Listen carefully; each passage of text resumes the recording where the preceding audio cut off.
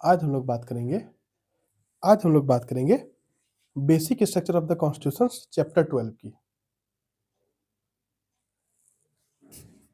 क्या बात करेंगे आज हम लोग बात करेंगे चैप्टर 12 की, जो कि है basic structure of the constitution. अब देखिए, अब ये term basic structure of the constitution कहाँ से आया?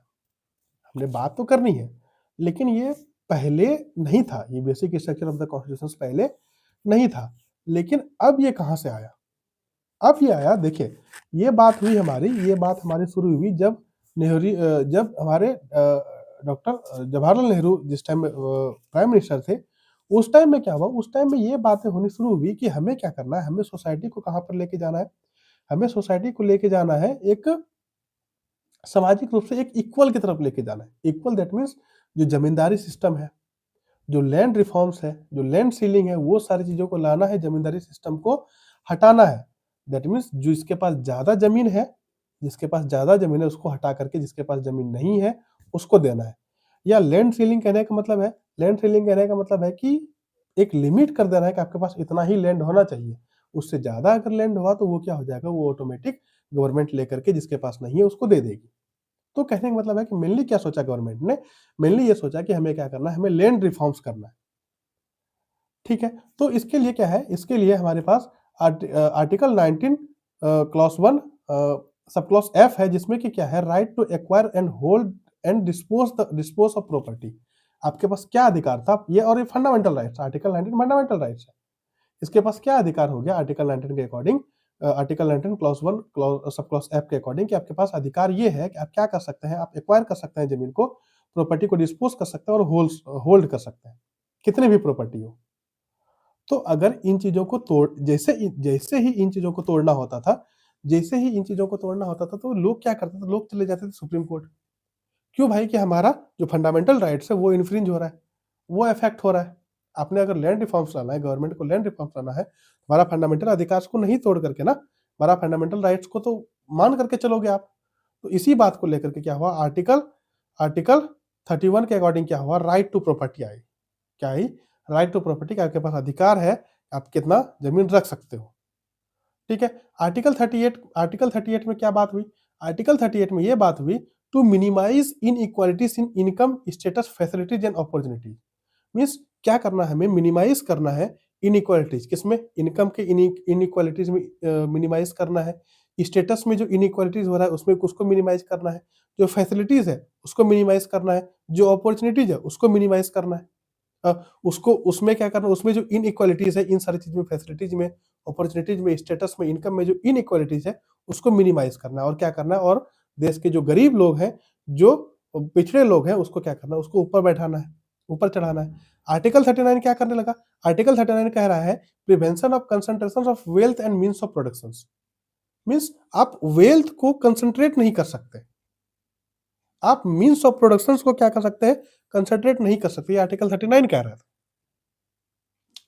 तो ये देखिए, दो तरह की बातें होगी। पहली बातें होगी कि राइट टू प्रॉपर्टी क्या है, right to property fundamental rights था।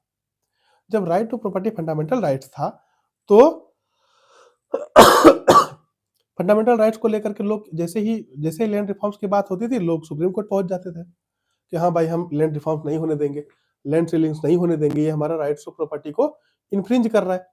लेकिन जहां तो उसी जगह पे ये बात हो रही थी, आर्टिकल 38 के अकॉर्डिंग ये बात हो रही थी कि हमें क्या करना है, हमें हमें इनइक्वालिटीज को हटाना है, हमें क्या करना है, हमें कंसंट्रेशन ऑफ वेल्थ को प्रिवेंट करना है। अब देखिए, अब यहाँ दो तरह के सिचुएशंस हो गए। पहला तो सरकार चाह रही है, हमें क्या करना है, हमें एक जगह पे सबको लाना है, इनइक्वालिटीज को हटाना है। दूसरा ये भी बोल रहा है, संविधान कॉन्स्टिट्यूशन ये भी बोल रहा है कि राइट टू प्रॉपर्टी अधिकार है, फंडामेंटल राइट्स। अब यहाँ पर आकर के क्या होने लगी, यहाँ पर आकर के क्लैश होना शुरू हो गई। ठीक है, अब ये जब क्लैश होना शुरू हो गई, अब देखते हैं इसमें आगे क्या दिया है। Emergence of the basic structure means basic structure का इमरजेंस कहाँ से हुआ, बेसिक स्ट्रक्चर कहाँ से आया, क्यों आया। The questions whether fundamental rights can be amended by the Parliament under Article 368 come for consideration for the Supreme Court within a year of Constitution come into force। जब संविधान फोर्स में आया, उसी टाइम पे क्या हुआ, उसी टाइम पे ये बातें हुई कि फंडामेंटल राइट्स को अमेंड कर सकते हैं आर्टिकल 368 के अकॉर्डिंग। पार्लियामेंट क्या कर सकता है, अमेंड कर सकता है फंडामेंटल राइट्स को भी आर्टिकल 368 के अकॉर्डिंग। ठीक है, लेकिन जैसे ही सांकरी प्रसाद केस आया 1951 में, सांकरी प्रसाद केस जैसे ही 1951 में आया, उस टाइम में क्या बोला, the constitutional validity of the first amendment act 1951 which sorry which curtailed the right to property was challenged, जिसमें कि जब सांकरी प्रसाद केस आया 1951 में, उसमें राइट टू प्रॉपर्टी को चैलेंज किया गया। ठीक है, the supreme court ruled that power of the parliament to amend the constitution under article 368 also include the power to amend fundamental rights. उस टाइम पे क्या बोल दिया गया, उस टाइम पे ये बोल दिया गया कि उस टाइम पे ये बोल दिया गया कि आपके पास जो राइट टू अमेंड करने का अधिकार है 368 के अकॉर्डिंग, उसमें ये बोला गया कि पार्लियामेंट के पास अधिकार क्या है, पार्लियामेंट के पास अधिकार है वो क्या कर सकता है, amend fundamental rights, fundamental rights को भी क्या कर सकता है, अमेंड कर सकता है। ये बातें सांकरी प्रसाद केस में हुई। ठीक है, ये बातें सुप्रीम कोर्ट ने सांकरी प्रसाद केस में ये बातें हुई।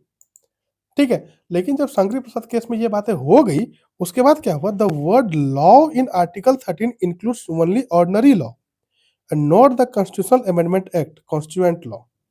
देखिए, आर्टिकल 30 हमने बात करी है, आर्टिकल 13 हमने बात करी है, उसमें एक वर्ड दिया हुआ है लॉ। लॉ में क्या वर्ड है, लॉ में क्या इंक्लूड है, ओनली ऑर्डिनरी लॉ को इंक्लूड किया गया है। ये उस टाइम के आर्गुमेंट है, उस टाइम के आर्गुमेंट ये दिया गया कि आर्टिकल 13 में जो लॉ वर्ड जो लॉ है, उस लॉ के अंतर्गत क्या आता है, उस लॉ वर्ड के अंतर्गत सिर्फ ऑर्डिनरी लॉ आता है, ना कि कॉन्स्टिट्यूएंट लॉ आता है, कॉन्स्टिट्यूशनल अमेंडमेंट एक्ट आता है। लेकिन लेकिन आर्टिकल 13 के अकॉर्डिंग क्या क्या है, आर्टिकल 13 के अकॉर्डिंग क्या क्या आता है, आर्टिकल 13 के अकॉर्डिंग हमारे वहां पर उस लॉ वर्ड के अंतर्गत क्या क्या आता है, उस लॉ के अंतर्गत आता है आपका एक्ट। ठीक है, उस लॉ के अंतर्गत आता है ऑर्डिनेंस, उस लॉ के अंतर्गत आता है ऑर्डर, उस लॉ के अंतर्गत आता है कस्टम्स, उस लॉ के अंतर्गत आता है रूल्स, उस लॉ के अंतर्गत आता है बिल रेगुलेशंस। ये सारी चीज क्या है, उस लॉ वर्ड के अंदर आता है। तो एक्ट भी एक वर्ड हो गया ना, एक्ट भी एक वर्ड हुआ, वो एक्ट भी लॉ आर्टिकल 13 के लॉ के वर्ड के अकॉर्डिंग आ गया, अंदर आ गया। तो जब आर्टिकल 13 क्या कहता है, आर्टिकल 13 कहता है कि अगर कोई चीज, अगर कोई लॉ फंडामेंटल राइट्स को इन्फ्रिंज कर रहा है, अगर कोई लॉ फंडामेंटल राइट्स को इन्फ्रिंज कर रहा है तो उसको वॉइड मान लिया जाएगा। तो जहां तक बात हुई आर्टिकल 13 के अंतर्गत, तो आर्टिकल एक्ट आता है, आर्टिकल 13 के लॉ वर्ड के अंतर्गत तो एक्ट आता है। तो कॉन्स्टिट्यूशनल अमेंडमेंट एक्ट, एक्ट भी क्या है, एक्ट भी उस लॉ के अंतर्गत आता है, उस आर्टिकल 13 के अंतर्गत आता है। और यही लॉ जब ये फंडामेंटल राइट्स को चेंज कर रहा है या फंडामेंटल राइट्स को इन्फ्रिंज कर रहा है तो उसको वॉइड कर दिया जाएगा। क्लैश यहां से होना शुरू हुआ। आप मेरी बात को समझिए, मेरा कहने का मतलब है आर्टिकल 13 ये कह रहा है, आर्टिकल 13 कह रहा है कि कोई भी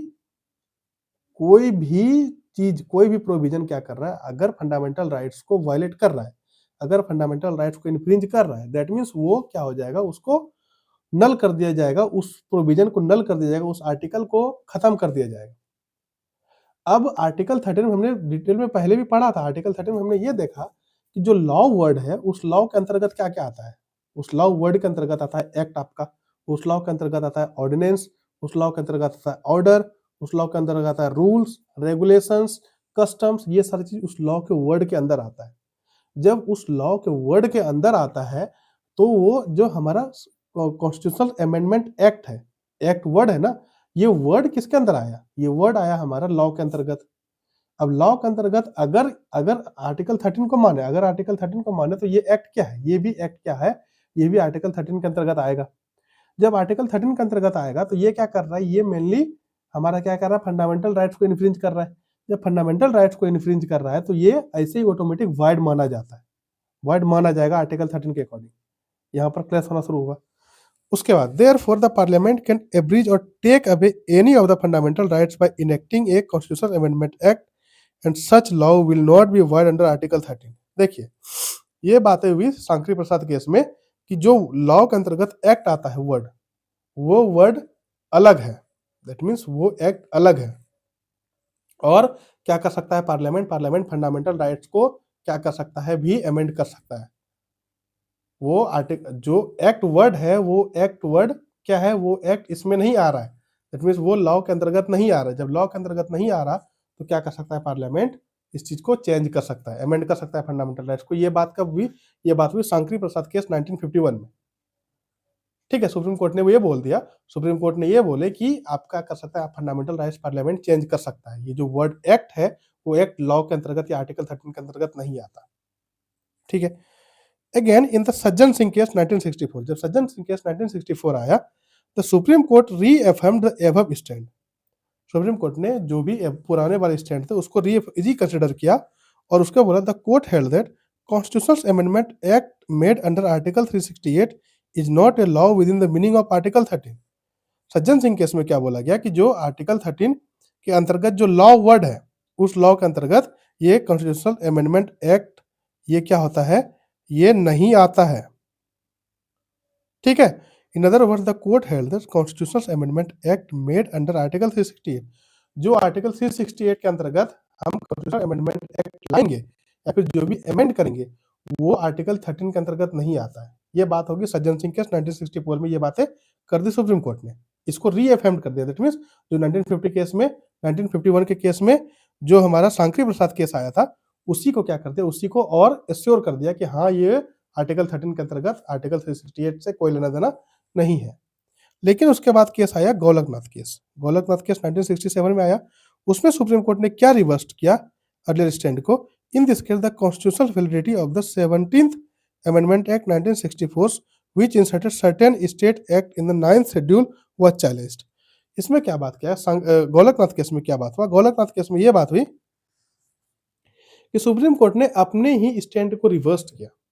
अपने ही स्टैंड को क्या किया, अपने स्टैंड को रिवर्स किया। और रिवर्स करने का मतलब है, रिवर्स करने का मतलब है कि इन्होंने क्या इंसर्ट किया, द 17th अमेंडमेंट एक्ट 1964 में क्या बोला, एक सर्टेन स्टेट एक्ट जो 9th शेड्यूल में लाया गया उसको चैलेंज नहीं किया, which inserted certain state act in the 9th schedule was challenge. Means जो भी 9th, अब देखिए 9th शेड्यूल क्या था, 9th शेड्यूल ये था कि जो भी जुडिशियल रिव्यू होना था वो जुडिशियल रिव्यू अब नहीं होगा।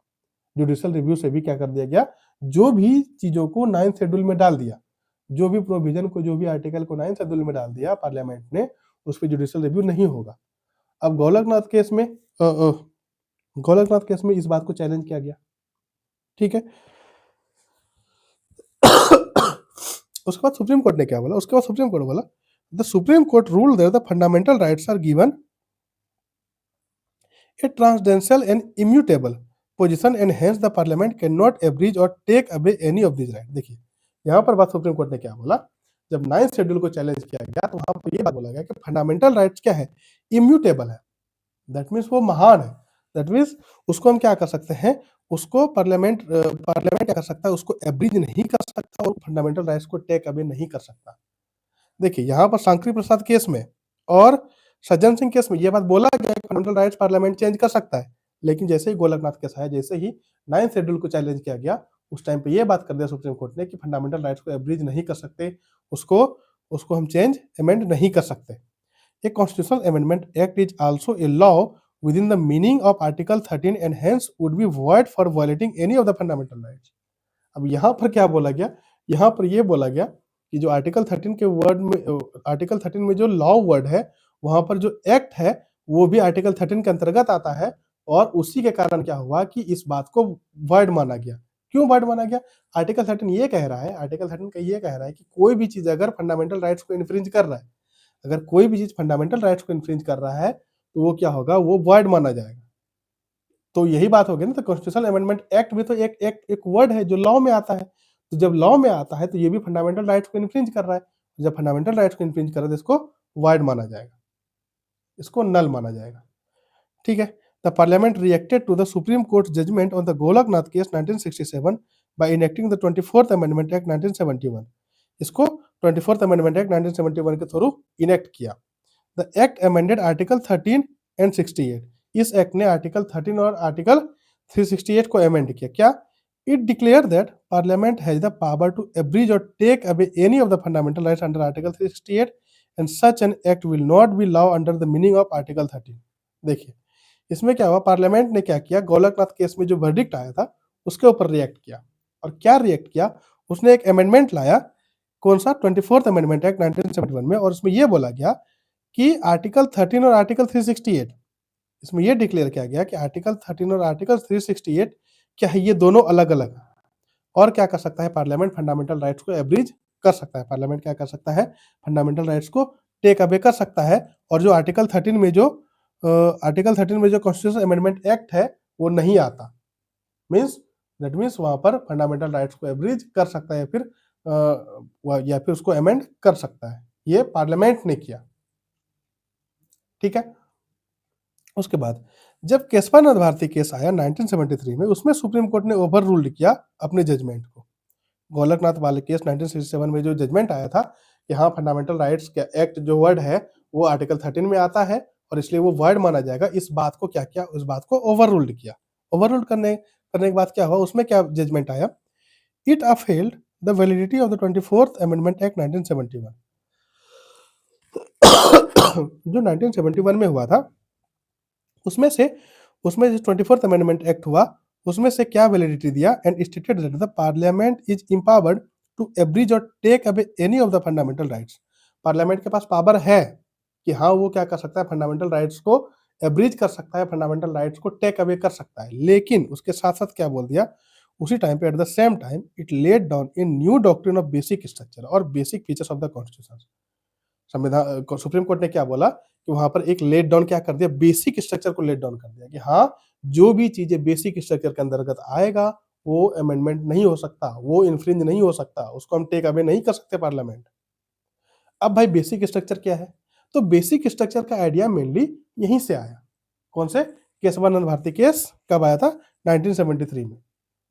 बेसिक स्ट्रक्चर का आइडिया यहीं से आया कि हाँ बेसिक स्ट्रक्चर में, चलो ठीक है हमने मान लिया, इस बात को मान लिया, सुप्रीम कोर्ट ने इस बात को मान लिया कि पार्लियामेंट क्या कर सकता है, किसी भी पार्ट को एब्रिज कर सकता है, किसी भी फंडामेंटल राइट्स को एब्रिज कर सकता है, करो कोई बात नहीं। लेकिन जो भी बेसिक स्ट्रक्चर है, बेसिक स्ट्रक्चर से कोई छेड़छाड़ नहीं होनी चाहिए, बेसिक स्ट्रक्चर से कोई भी छेड़छाड़ नहीं होनी चाहिए। It ruled that the constituent powers of Parliament under Article 368 does not enable it to alter the basic structure of the constitutions. Article 368 क्या करता है, पार्लियामेंट को ये पावर नहीं देता कि आप बेसिक स्ट्रक्चर को भी चेंज कर दें। तो जो बेसिक स्ट्रक्चर है वो बेसिक स्ट्रक्चर ही रहेगा, आप उसको चेंज बिल्कुल नहीं कर सकते। This means that the parliament can not abridge or take away fundamental right that forms a part of basic structure of the constitution. इसलिए ये बातें होनी शुरू हो गई कि पार्लियामेंट क्या कर सकता है, पार्लियामेंट उस पार्ट को नहीं एब्रिज कर सकता या उस पार्ट को नहीं अफेक्ट कर सकता जो कि बेसिक स्ट्रक्चर से है। जो फंडामेंटल राइट्स बेसिक स्ट्रक्चर से है उसको एब्रिज नहीं कर सकता पार्लियामेंट। ठीक है।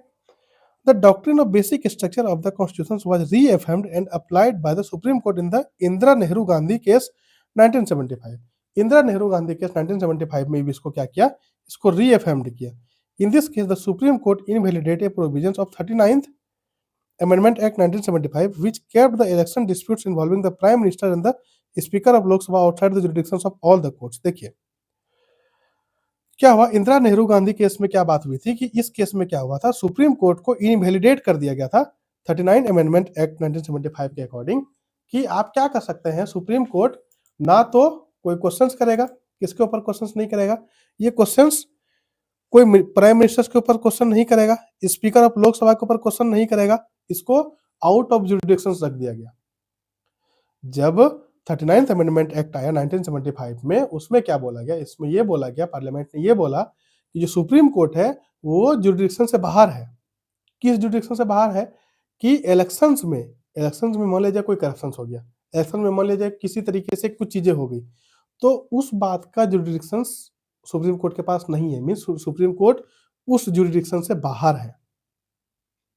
इंदिरा नेहरू गांधी केस में यही बात हुई कि इलेक्शन डिस्प्यूट्स जो भी हो रहे हैं उस डिस्प्यूट से सुप्रीम कोर्ट बाहर है, मींस उस डिस्प्यूट्स पे सुप्रीम कोर्ट कोई भी सवाल नहीं कर सकता। जो भी इलेक्शन डिस्प्यूट्स हो रहे हैं या होंगे, उस इलेक्शन डिस्प्यूट्स पे क्या होगा, सुप्रीम कोर्ट कोई सवाल नहीं करेगा। ठीक है। The court said that this provision was beyond the amending power of the parliament as it affected the basic structure of the constitutions। इसके बाद क्या बोला, सुप्रीम कोर्ट ने क्या बोला कि ये जो प्रोविजन आप ला रहे हैं ये beyond the amending power of the parliament, parliament का जो अमेंडिंग पावर है उसके आगे है, ये कि आप सुप्रीम कोर्ट के जुरिडिक्शंस को हटा रहे हैं, ये बियॉन्ड द अमेंडिंग पावर है। पार्लियामेंट को जो 368 के अकॉर्डिंग पावर मिला हुआ अमेंडिंग पावर, अमेंडमेंट पावर, तो उससे बियॉन्ड है, उससे बाहर है ये। इसलिए ये क्या होगा, ये बेसिक स्ट्रक्चर ऑफ द जो कि ये basic structure of the constitution को अफेक्ट कर रहा है। ठीक है। Again the parliament reacted to the judicially innovated doctrine of basic structure by enacting 42nd amendment act 1976। जब ये बातें होगी तो पार्लियामेंट ने क्या किया, फिर इस जुडिशियल इनोवेशन को डॉक्ट्रिन ऑफ बेसिक स्ट्रक्चर्स के ऊपर इनेक्ट किया। कौन सा अमेंडमेंट एक्ट ला करके, 42nd अमेंडमेंट एक्ट 1976। इसमें क्या बोला गया, द एक्ट अमेंडेड आर्टिकल 360, इसने आर्टिकल 368 को ही अमेंड कर दिया। क्या अमेंड किया, and declared that there is no limitations on the constituent power of parliament and no amendment can be questioned in any court or on any ground including that the contraventions of any of the fundamental rights। इसमें article 368 को ही change कर दिया।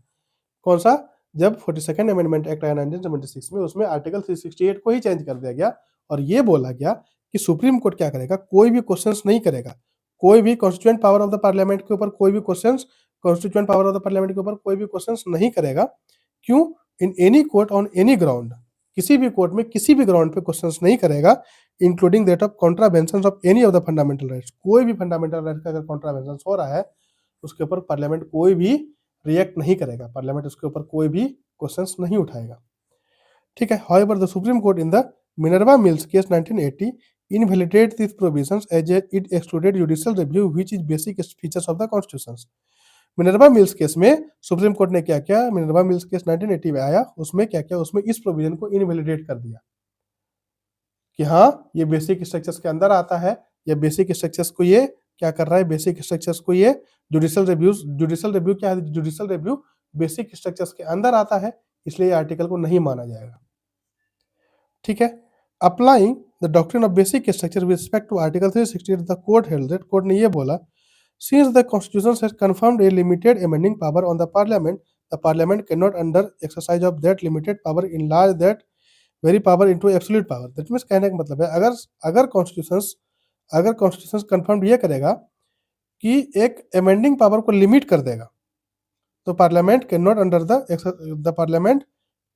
The exercise of that limited power enlarge the very power into absolute power। Means कहने का मतलब है, अगर amending power को दे दिया, ज्यादा अगर अमेंडिंग पावर को दे दिया पार्लियामेंट को, पार्लियामेंट क्या हो जाएगा, पार्लियामेंट एब्सोल्यूट पावर में आ जाएगा। पार्लियामेंट क्या करेगा, अपने मन से कुछ भी चेंज करता रहेगा। ठीक है। Indeed A limited amending power is one of the basic features of the constitution. इसलिए एक लिमिटेड अमेंडिंग पावर एक basic feature of the constitution है, और सुप्रीम कोर्ट ने ये बोला गया था कि जो basic structure of the constitution है वो इन्फ्रिंज नहीं हो सकता, उसको आप अमेंड नहीं कर सकते। ठीक है। तो basic structure of the constitution है amending, basic structure of the constitution है लिमिटेड अमेंडिंग पावर, इसलिए इस बात को माना गया कि जो अमेंडिंग पावर है वो लिमिटेड होगा, अनलिमिटेड नहीं होगा।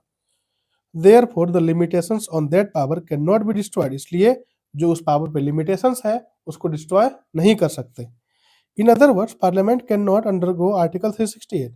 दूसरे वर्ड में अगर देखा जाए तो पार्लियामेंट क्या करता है, पार्लियामेंट 360 के बियॉन्ड नहीं जा सकता, 360 के अंदर नहीं जा सकता। Expand its amending power so as to acquire for itself the right to repeal or abrogate the constitution or to destroy the basic structures. Means amending power absolute नहीं हो, अगर 368 के अंदर गया, अगर आर्टिकल 368 के अंदर गया तो पार्लियामेंट क्या करेगा, पार्लियामेंट अमेंडिंग पावर को एक्वायर कर लेगा और कॉन्स्टिट्यूशन के बेसिक स्ट्रक्चर को डिस्ट्रॉय कर देगा।